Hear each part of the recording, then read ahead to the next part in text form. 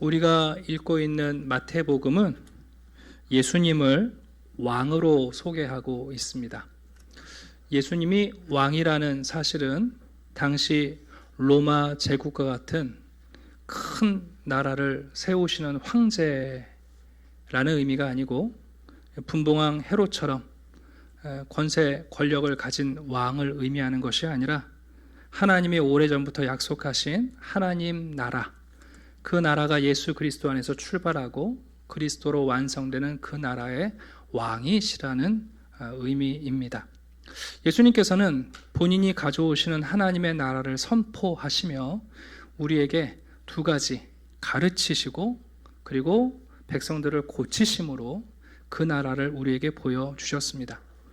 예수님이 가르치셨다는 것은 티칭, 단순히 정보와 지식을 주셨다는 게 아니라 우리를 그 하나님 나라의 백성으로 적합하게 형성하셨다는 의미이고요. 우리를 고치셨다는 것은 단순한 치유 사건을 말하는 게 아니라 하나님이 본래 우리를 지으신 그 온전함을 회복하셨다는 의미입니다. 그래서 육체의 질병이 있으면 그 육체를 온전하게, 정신의 질병이 있으면 그 정신을 온전하게, 때로는 사단에게 매인 영적 질병이 있으면 축사하심으로 우리를 온전케 하셨습니다. 문제는 예수님의 가르침이 당시 서기관들의 가르침과 달리 권세가 있었고 예수님의 고치심은 기적입니다. 그러니 얼마나 많은 사람들이 예수님께 나아왔는지 몰라요. 요즘으로 말하면 유명한 강사, 인기 강사, 그리고 흔한 말로 명의예요.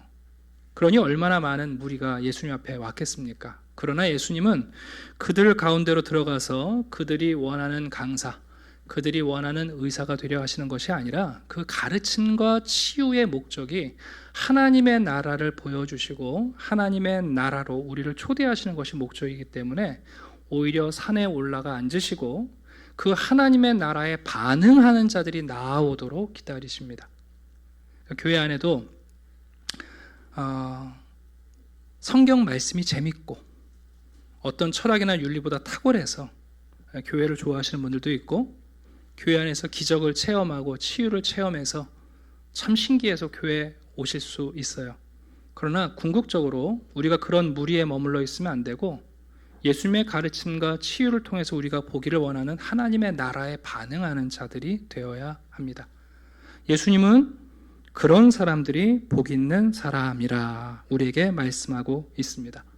성경에서 복이라는 개념은 이미 신약 성경 이전에 구약 성경에도 자주 언급이 됩니다. 특별히 시편에 보게 되면 복 있는 사람을 5종류로 우리에게 소개해요. 첫 번째, 하나님을 주로 모시는 사람이 복이 있다 그러셨어요. 수많은 우상을 섬기느라고 우리의 인생이 파편화되고 우리의 마음이 갈기갈기 찢어지는 것 말고 한 분 하나님을 나의 주인으로 섬기는 것, 그거 복이 있다. 그런가 하면 하나님을 경외하는 자가 복이 있다 그러셨어요. 매사에 하나님을 존중하고 하나님이 말씀하시잖아요. 나는 나를 존중하는 자를 나도 존중한다. 그런 사람이 복이 있다.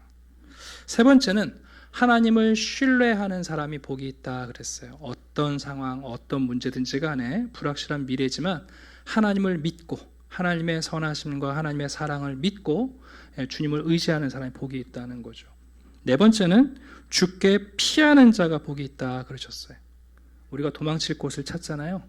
근데 주님을 피난처로 삼으면 주님의 그늘 아래 우리를 품어주시고 우리의 피난처가 되어주시기 때문에 그런 사람이 복이 있다.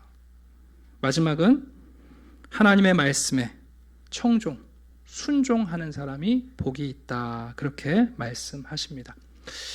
그런 면에서 예수님께서는 모세나 시편에 있는 가르침이 아니라 권위 있는 가르침으로 오늘 우리에게 어떤 사람이 복이 있는가 8가지 복 있는 사람을 가르쳐 주시는데요.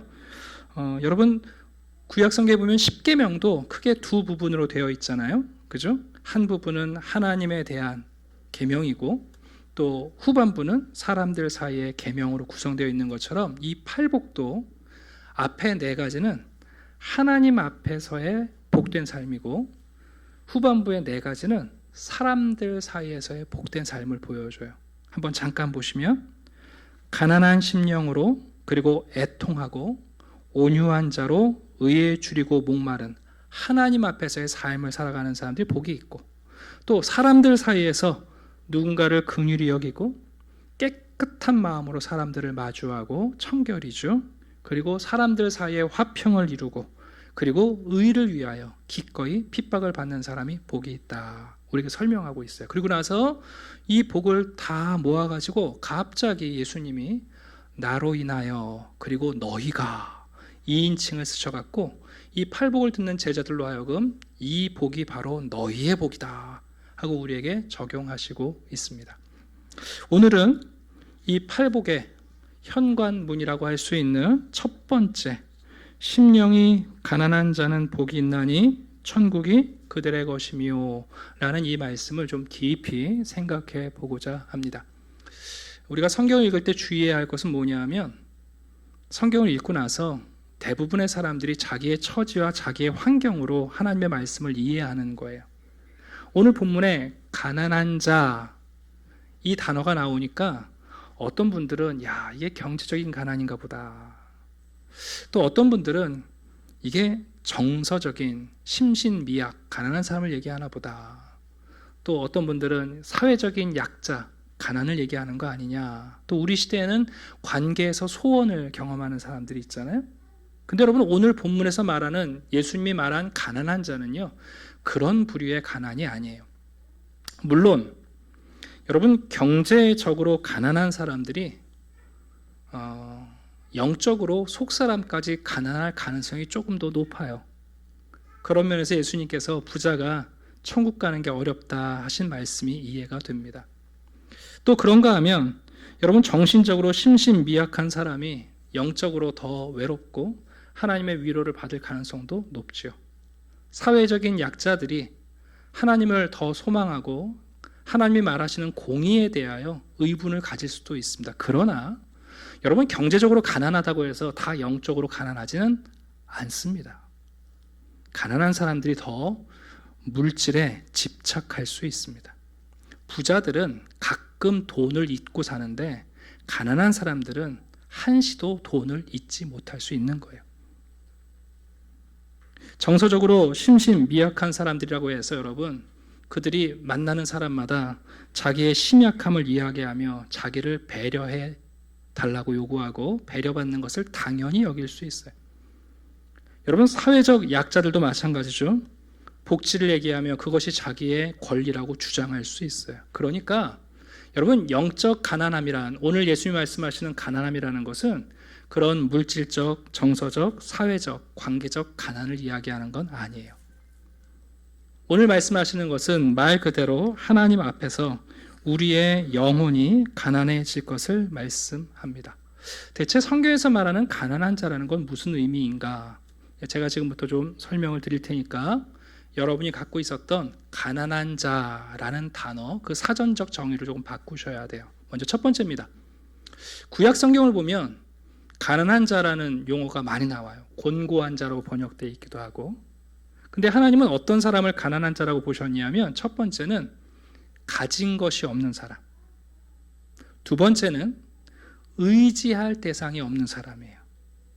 둘 중에 하나만 있어도 가난한 사람이 아니고 둘 다 조건이 돼야 가난한 사람이에요.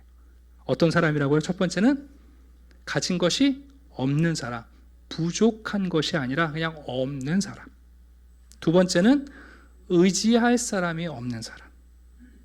이 사람을 가난한 사람이라고 표현해요. 그래서 대표적으로 고아, 과부, 나그네를 말씀해요. 여러분, 고아는 태어나면서부터 부모가 없어요. 정말 빈손으로 출발하는 사람들이에요.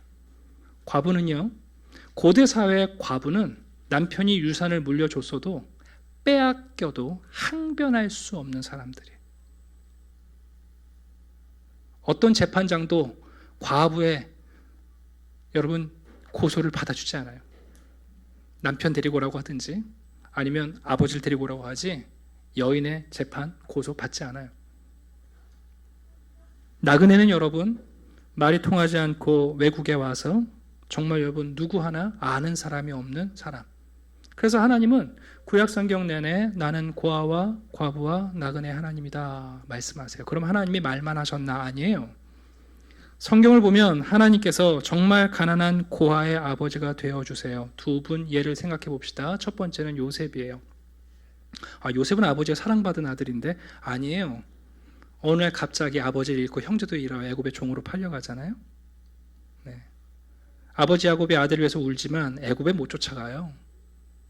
여러분, 하나님이 애굽에서 고아 같은 요셉을 총리로 세워가시는 것을 성경이 증거해요. 다윗도 자기를 고아라고 표현해요. 아버지 살아있고 형제가 많지만 사실 다윗은요 집안에서 고아처럼 취급받았어요. 선지자가 와도 부르지 않는 아들, 이런 건 종보다도 못한 아들이에요. 그래서 다윗이 뭐라고 그럽니까? 부모는 나를 버렸으나 얘기하는 거예요. 네. 여러분, 그런가 하면 성경에 과부가 나오죠. 대표적인 게 누구냐면 룻과 나오미 아닙니까? 남편이 죽고 아들이 죽고 정말 빈손으로 말아 쓴 인생이 돼서 고향 땅으로 돌아오는, 아무도 도와주지 않는 그 여인, 누군가가 기업을 물러주지 않으면 살 소망이 없는, 이삭 줍기밖에 할 수 없는 그 여인의 가문을 틀어서 다윗의 왕권을 만드신 하나님의 기록이 나와요. 나그네 이야기는 뭐 멀리 갈 거 없죠. 이스라엘이 민족적으로 애굽에서 노예 생활했고 또 후에는 바벨론에서 포로 생활함으로 나그네가 누구이고 하나님께서 그들을 돌이키시는 것을 보면서 하나님이 그 가난한 나그네들을 어떻게 회복하시는지를 보여줘요. 그게 구약 성경의 하나님의 모습이에요. 신약에 오면 신약 성경에서 가난이라는 단어는 두 단어가 쓰이는데, 첫 번째는 페네스라는 단어고 또 하나는 푸토코스라는 단어를 써요. 좀 낯서시겠지만 여러분이 이미 알고 있는 개념이에요.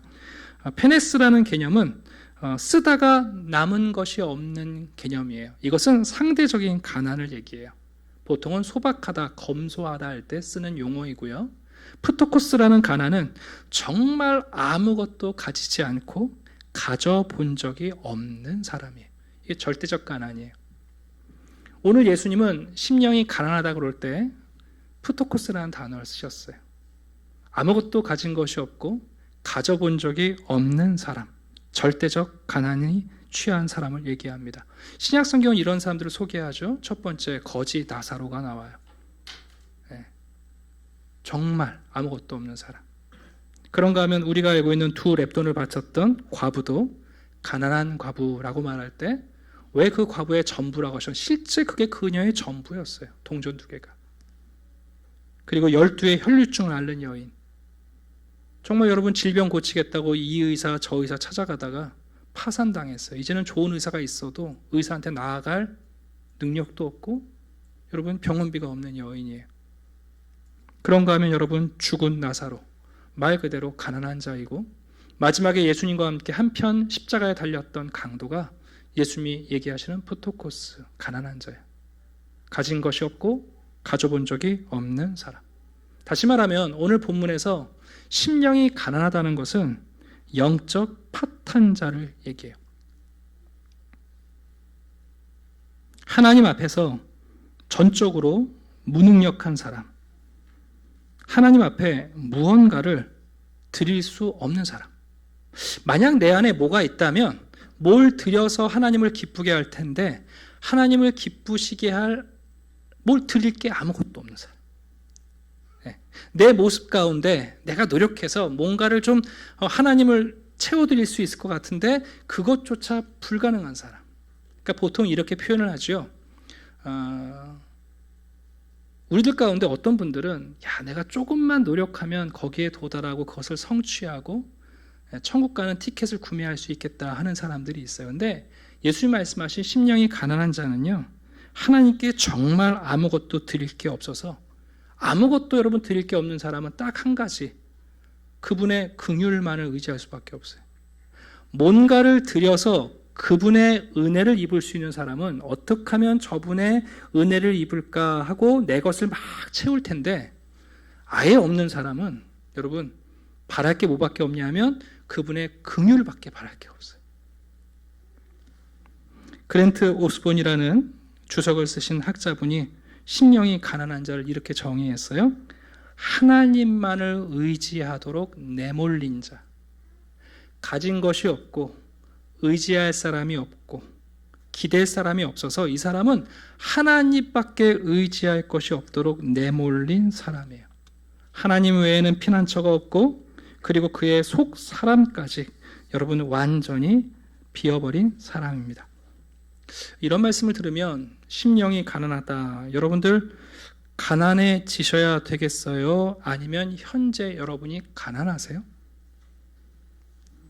마태복음 5장을 읽으면서 심령이 가난한 자가 천국을 얻는다는데 우리가 가난해져야지. 이미 그 사람은 가난한 사람이 아니에요. 예수님이 말씀하시는 것은 우리에게 가난해지라고 말씀하시는 게 아니라 우리가 이미 가난한 자임을 우리가 깨닫지 못하는 것을 말씀하고 계세요. 대체 여러분 우리가 하나님을 무엇으로 하나님께 기쁘게 해드릴 수 있습니까? 우리의 어떤 선행과 우리의 어떤 재주와 우리가 행하는 어떤 것이 하나님을 여러분 정말 기쁘게 함으로 그분에게 천국 티켓 받을 만한 게 우리에게 있겠어요? 2% 부족하니까 10년만 더 노력하면 그 2% 채울 수 있어요? 가난한 자란 말 그대로 여러분 하나님의 나라에 들어가려면 하나님의 긍휼을 받게 바랄 것이 없는 사람, 하나님의 특별하고 유별난 호의를 기대할 수밖에 없는 사람이 가난한 사람이에요. 대체 여러분 그 가난한 사람이 왜 복이 있을까요? 시편 34편을 보게 되면 다윗이 쓴 시편인데요. 이렇게 시작합니다. 한번 들어보세요. 내가 여호와를 항상 송축하며 내 입술로 항상 주를 찬송하리이다. 사람들이 그래요. 야, 다윗은 항상 뭔가 좋은 일이 있었나 보다. 항상 뭔가 하나님께 받았나 보다. 그러니 항상 송축하고 항상 기뻐하지. 그런데 여러분 이 시편의 배경이 뭐라고 되어 있냐 하면 다윗이 아비멜렉 앞에서 미친 채 하다가 쫓겨나서 지은 시라고 되어 있어요. 배경을 잠깐 설명해 드리면 여러분 사울의 미움을 받은 다윗이 사울의 칼을 피해서 열심히 도망쳐 다녀요. 이스라엘 전역으로 피해 다니고 여기 숨고 저기 숨다가 사울이 끝까지 쫓아와요. 별동부대 3,000명을 만들어가지고 이쑤시듯 다 여러분 돌아다닌다고요. 다윗이 여러분 제사장에게 피했는데요. 사울이요 제사장까지 칼로 죽여요. 어디 숨을 데가 없어요. 그래서 여러분 어쩔 수 없이 다윗이 어디 숨는 줄 아십니까? 블레셋 땅, 적국의 땅에 정치적 망명을 하는 거예요. 블레셋의 아비멜렉 왕이었던 아기스한테 가가지고 정치적 망명, 투항한 거죠. 여러분 정말 숨을 데가 없으면 적에게 가서 기대는 거 아니에요. 그런데 여러분 그곳에서조차 적들이 다윗의 경력을 물고 늘어지면서 오히려 다윗을 죽이려고 해요. 정말 갈 데가 없어요. 여러분 그때 다윗이 미친 척 침을 흘리고 벽에다가 그 침을 끄적거리면서 광인의 역할을 해서 아이고 저 사람 쓸모없어서 사울이 버렸나 보다. 그리고 구사일생으로 살아나오는 장면이 나와요. 우리 같으면 아이고 자존심도 없나? 뭐 구차하게 저렇게까지 살아야 돼? 근데 여러분 그 사건 이후에 다윗이 이렇게 말을 하는 거예요. 내 영혼이 여호와를 자랑하리니 곤고한 자들이 이를 듣고 기뻐하리로다. 여러분 다윗의 그런 구사일생 장면을 읽으시면서 야 비굴하다 그렇게 생각이 드시면 여러분들은 가난한 자가 아니세요. 뭘 이렇게까지 해서 사냐. 여러분 그런 분들은 가난한 자가 아니에요. 다윗은 말을 해요. 나의 상황을 보고 곤고한 자들이 기뻐해야 한다. 주를 앙망하고 광채를 내었으니 그들의 얼굴은 부끄럽지 아니하리로다. 이 곤고한 자가 부르짖음에 가난한 자가 곤고한 자니까요. 여호와께서 들으시고 그의 모든 환난에서 구원하셨도다. 다윗이 깨달아요.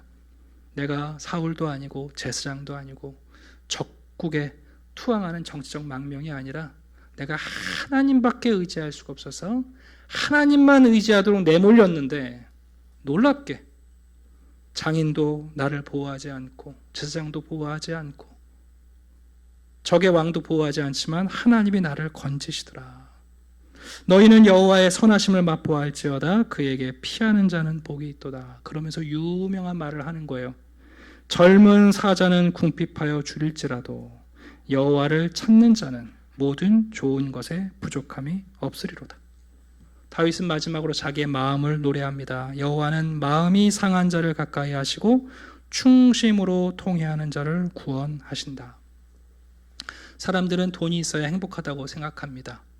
아니, 돈이 없으면 행복하지 않다고 생각합니다. 출세하고 유명해지고 그리고 인기가 있고 힘이 있어야 행복하다고 생각합니다. 세상의 관점은 그렇습니다.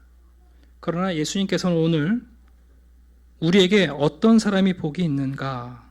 바로 하나님밖에 의지할 수 없도록 내몰린 사람들. 그런 사람들은 내가 무엇을 더해서 하나님으로부터 좋은 것을 얻는 것이 아니라 하나님의 긍휼밖에 의지할 수 없는데 그 하나님의 자비와 긍휼을 만나는 사람이기 때문에 복이 있다라고 말씀하고 계신 거예요. 이런 면에서 예수님이 바리새인들과 사두개인들을 미워하시고 책망하신 이유를 알 수 있어요. 여러분, 바리새인과 사두개인들은 어떤 사람들이에요? 자기들은 마치 천국에 들어갔다 온 사람들인 것처럼 백성들에게 하나님의 나라의 백성이 되려면 사두개인들은 제사 드려야 된다는 거 아니에요? 그것도 비싼 재물 가지고 오고 이왕이면 더 자주 드리면 좋다. 그거 쿠폰 많이 찍어야 나중에 입장권이랑 바꿔준다. 그게 사두개인들 주장이잖아요. 바리새인들은 뭐예요? 이거 하면 벌점 받고 이거 하면 점수 얻는데 점수 미달되면 천국 못 간다. 여러분, 예수님께서 바리새인과 사두개인들을 힐난하신 이유가 뭐냐면 하나님의 나라는 가난한 자가 여러분 무엇을 더 해서 들어가는 나라가 아니라 그냥 파산한 자에게 하나님의 긍휼로 들어가게 하시는 나라예요. 근데 여러분, 그 나라를 바리새인과 사두개인들은 스티커 붙이기, 벌점놀이 하면서 그 하나님 나라에 들어가는 길을 막고 있는 거예요. 화 있을진저 외식하는 서기관들과 바리새인들이여, 너희는 천국 문을 사람들 앞에서 닫고 너희도 들어가지 않고 들어가려 하는 자도 들어가지 못하게 하는도다. 화 있을진저 외식하는 서기관들과 바리새인들이여, 너희는 교인 한 사람을 얻기 위하여 바다와 육지를 두루 다니다가 생기면 너희보다 배나 더 지옥 자식이 되게 하는도다. 화 있을진저 눈먼 인도자여, 너희가 말하되 누구든지 성전으로 맹세하면 아무 일 없거니와 성전에 금으로 맹세하면 지킬지라 하는도다. 어리석인 맹인들이여, 어느 것이 크냐? 그 금이냐? 거룩하게 하는 성전이냐? 여러분, 교회 안에도 이 스티커 놀이 그리고 쿠폰 모으는 성도들이 많아요. 노골적으로 이렇게 하나님의 나라를 가리키지는 않지만 은연중에 우리도 모르게 그 일에 우리를 뛰어들게 하는 신앙 시스템이 있어요. 여러분, 그것은 오늘 예수님이 선포하시는 심령이 가난한 자가 하나님의 나라를 얻는다는 것과 전혀 맞지 않은 이질적인 거예요. 여러분, 하나님의 나라는 가난한 자가 들어가는 나라예요. 아직 자기가 무언가가 있어서 조금만 더 모으면 된다고 생각하는 사람 못 들어가요. 시간이 조금만 더 있으면 내가 입장권 살 수 있다고 생각하는 사람 못 들어가요. 그 하나님의 나라는 영적 파산자로서 하나님의 긍휼밖에 바랄 게 없습니다. 제가 드릴 것도 없고 가진 것도 없고 누구한테 부탁할 사람도 없고 오직 하나님만에게 내몰린 사람이 여러분, 그래서 복 있는 사람이에요. 천국은 그들에게 열려 있어요. 여러분, 이 팔복은 우리에게 하나님 나라의 백성의 모습을 보여줄 뿐만 아니라 예수님의 모습을 우리에게 보여줘요. 제가 오늘 매우 중요한 본문을 함께 찾으려고 하는데 여러분들이 이 본문을 꼭 기억하셔야 돼요. 우리 시편 41편 말씀 잠깐 보겠습니다. 주일날 함께 찾는 본문은 정말 중요한 본문이라 찾는 거 아시죠? 시편 41편입니다. 자, 찾아놓으시고 설명을 잠깐 해드리면 시편은 모두 5권으로 구성되어 있고요. 첫 번째 책이 41편으로 끝납니다. 항상 구약성경은 수미상관을 이루고 있는데 시편을 시작하면서 복 있는 사람은 하고 1편과 2편에서 복 있는 사람의 모습을 우리에게 노래했어요. 시편 2편의 결론은 뭐냐면 그의 아들에게 입맞추는 자마다 복이 있다. 그렇게 끝나요? 네. 하나님께서 세상의 통치자이신 왕권을 가지고 오시는 분이 있는데 그분에게 충성, 입맞추는 자, 그분에게 주목하는 자, 충성하는 자가 복이 있다 하고 시편을 쭉 나열했습니다. 그리고 1권 마지막에 1편인데요. 1절 같이 읽겠습니다. 시작. 가난한 자를 보살피는 자에게 복이 있으며 재앙의 날에 여호와께서 그를 건지시리로다. 여기 복이 있으리로다니까 수미상관이죠. 네. 여기를 정확하게 번역하면 가난한 자를 주목하는 자 이렇게 얘기할 수 있어요. 가난한 자를 세심하게 보는 사람이에요. 그러면 이제 논리를 좀 작동하셔야 돼요. 그의 아들에게 입맞추는 자가 복이 있다 그러셨고 41편에 가난한 자를 주목하는 자에게 복이 있다 그러면 그의 아들은 어떤 모습으로 오신다는 거예요? 가난한 자로 오신다는 거예요. 예수님이 이 땅에 오셔서 가장 가난한 모습으로 사셨어요. 경제 얘기하는 거 아니고요. 정서 이야기하는 거 아니고 사회적으로 얘기하는 게 아니에요. 예수님은 이 땅에 오셔서 가장 심령이 가난한 자로 사셨어요. 예수님은 그 어떤 사람도 의지하지 않으셨고 예수님은 그 어떤 사단의 유혹과도 거래하지 않으셨고 예수님은 십자가를 지시고 마지막까지 자기의 의의를 조금이라도 하나님께 내세우지 않으셨어요.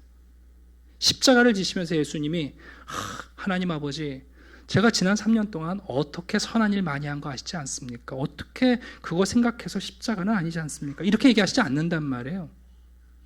예수님은 십자가에서 죽으시는 순간까지 누구만 의지하시냐면 하나님만 의지하세요. 예수님이 가장 가난한 분이세요.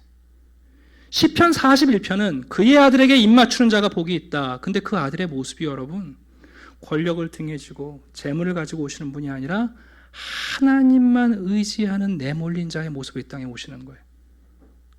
예수님께서 정말 그런 가난한 자가 바리새인과 사두개인의 가르침이 아니라 정말 하나님만 의지하도록 내몰린 그런 사람이 하나님 나라에 들어가느냐? 예수님이 그 모습으로 우리에게 오셔서 십자가를 지시며 하늘문을 활짝 열어놓으시는 거예요. 봐라. 하늘문은 이런 사람이 여는 것이고 이런 자가 들어가는 것이다. 여러분 그게 마태복음 첫 번째 팔복에서 선포하시는 주제예요. 자기 자신이 가장 가난한 마음으로 하나님을 쫓고 계신 그리스도께서 그 가난함만이 하늘문을 여는 열쇠인 것을 아시고 그분이 우리를 그 가난함으로 초청하시고 계신 거예요. 여러분 이것은 비단 예수님의 가르침이 아니라 이미 구약 성경 내내 하나님이 백성들에게 외치신 내용이에요. 이사야 55장입니다. 오호라 너희 모든 목마른 자들아 물로 나아오라. 돈 없는 자도 오라. 너희는 와서 사 먹되 돈 없이 값없이 와서 포도주와 젖을 사라.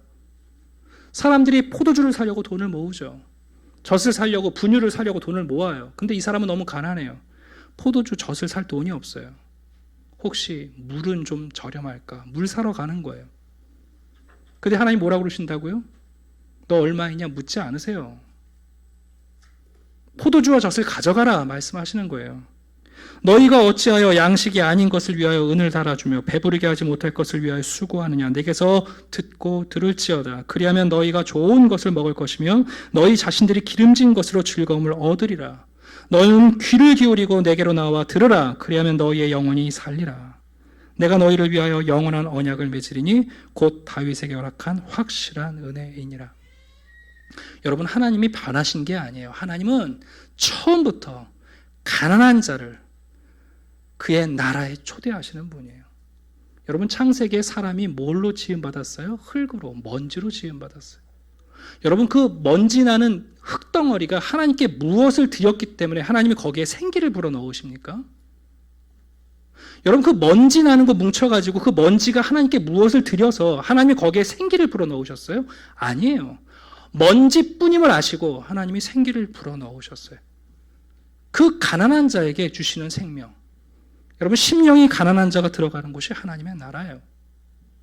오늘날 바리새인과 사두개인처럼 교인들에게 또 벌점놀이하고 쿠폰 모으라고 가르치는 거 여러분 그거 이질적인 가르침이에요. 하나님의 나라는 정말 가난한 자들에게 열려 있어요.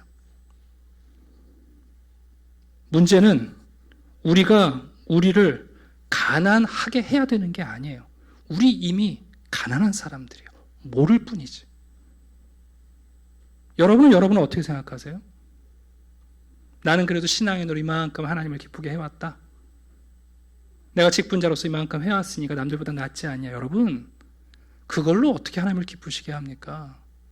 문제는 우리는 우리를 가난하게 하기 위해서 또 환경을 가난하게 바꿀 필요가 없어요. 여러분, 환경이 가난해진다고 해서 꼭 가난해지는 게 아니라니까요. 기독교 역사 가운데 오해하신 분들이 뭐예요? 가난한 마음을 얻겠다고 가난을, 청빈을 선택해 보는 거 아니에요? 있는 재물 다 줘보고 살아보는 거 아니에요? 무소유를 실천해 보겠다고? 그런다고 해서 영원히 가난해집니까, 여러분? 유명한 이야기가 있죠. 사막에 들어가서 30년 동안 수도한 수도사가 있어요. 얼마나 여러분 가난한 분이셨겠어요, 마음이. 사단이 와서 한마디 하는 거죠. 야, 네 동기가 다음에 교황된대. 그 말 듣고 파괴하고 여러분 성당으로 들어가는 거예요. 문제는 여러분, 여기 있는 우리 모두가 가난해져야지가 아니라 우리가 이미 가난하다는 것을 깨닫는 게 중요해요. 심령이 가난하다는 거 우리 성찰로 이루어지지 않습니다. 누구와 비교해서 이루어지는 게 아니라 하나님을 대면할 때 우리가 파산한 자임을 알게 돼요. 이사야 6장에서 이사야가 제사장 아니에요? 여러분, 목욕을 하고 거룩한 옷을 입고 지성소에 들어가잖아요. 여러분, 그 시간만큼은 이스라엘 민족 전체 중에 가장 거룩한 사람이 이사야 아니에요?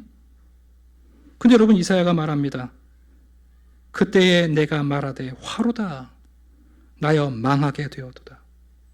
나는 입술이 부정한 사람이고 나는 입술이 부정한 백성 중에 있다. 나만 그런 게 아니라 한 명도 나보다 거룩한 자가 없는데 대체 우리 그럼 어떡하냐? 여러분, 하나님을 대면할 때 우리가 영적으로 파산한 자임을 알게 되는 거예요. 그건 모르고 평생 살아가요. 사람이 가난하면요, 그 주제의 대화를 이야기하고 싶어 하지 않아요. 저는 여러분들이 생각하는 것보다 훨씬 극심한 가난을 경험해 왔거든요. 대화하다가 그 얘기 나오면 살짝 피해요. 건강 얘기하다가 여러분 병든 사람들은 대화 피해요. 왜 사람들이 영적인 얘기를 피하는 줄 아세요? 왜 죽음 이야기하면 여러분 에이 집어치워 그러는 줄 아세요? 자기들이 그 부분에 대해서 가진 게 없는 거 아는 거예요. 여러분, 베드로가 예수님을 만나고 나서 뭐라고 그럽니까? 나를 떠나소서 나는 죄인입니다. 그 여러분 떠나라는 얘기겠어요? 이사야가 하나님 만나고 망하게 되었습니다. 나 망하게 놔두십시오. 이대로 망할 겁니다. 그 얘기입니까, 여러분? 아니죠. 사실은 정반대 이야기예요. 하나님의 긍휼이 아니면 난 망할 수밖에 없는데 하나님 긍휼을 베풀어 주셔야 됩니다. 다른 거 제가 조금 더 내세울 게 없습니다. 나를 떠나소서 나는 죄인입니다. 그 떠나라는 얘기입니까, 여러분? 하나님을 직접 대면하지 않으면 자기를 낮추는 것은 불가능합니다. 오늘날 교회 안에 하나님을 마주하지 않은 성도들이 많습니다. 그래서 자기들이 가난한지를 모르고 가난해지려고 노력을 해요.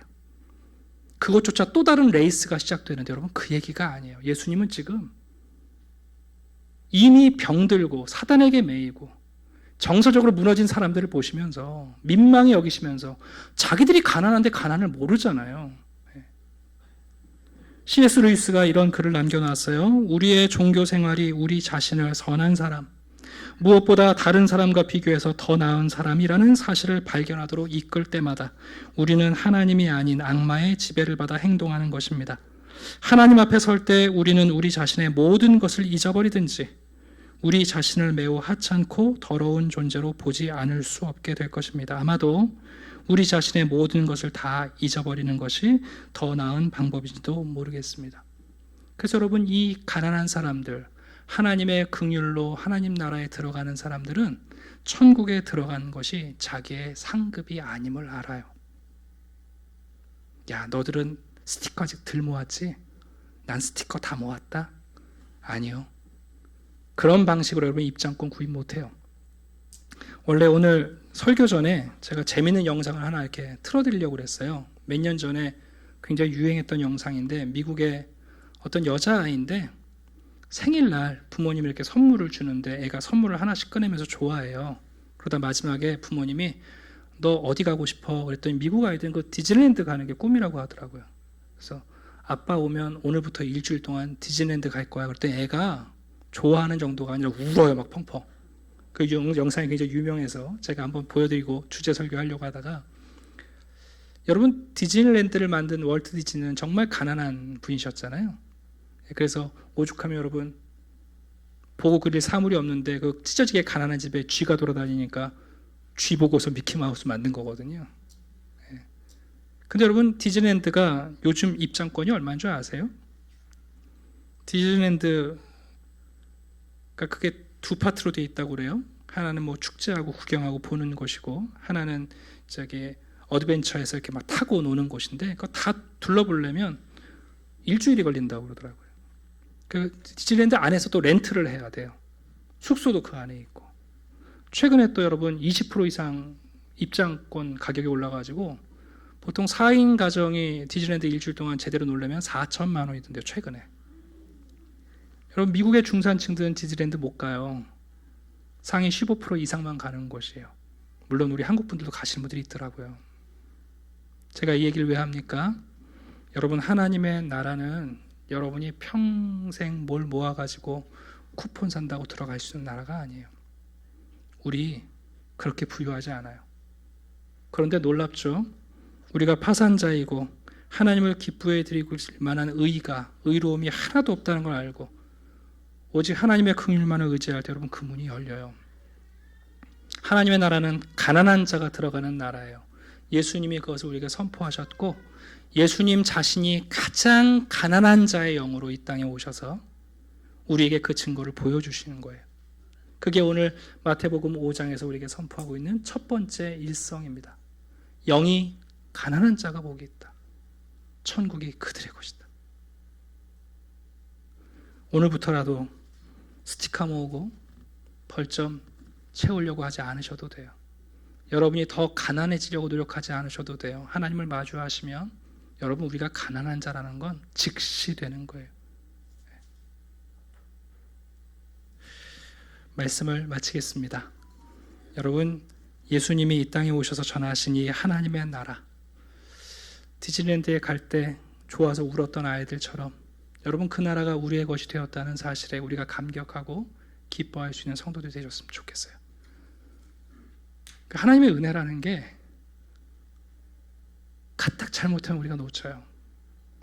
왜? 우리가 가진 게 너무 많거든요. 우리가 해온 게 많아요.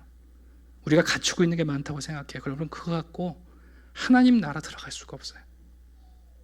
오로지 우리가 파산 신고를 하고 하나님의 긍휼을 기대할 때 여러분 그때 그 나라가 열려요.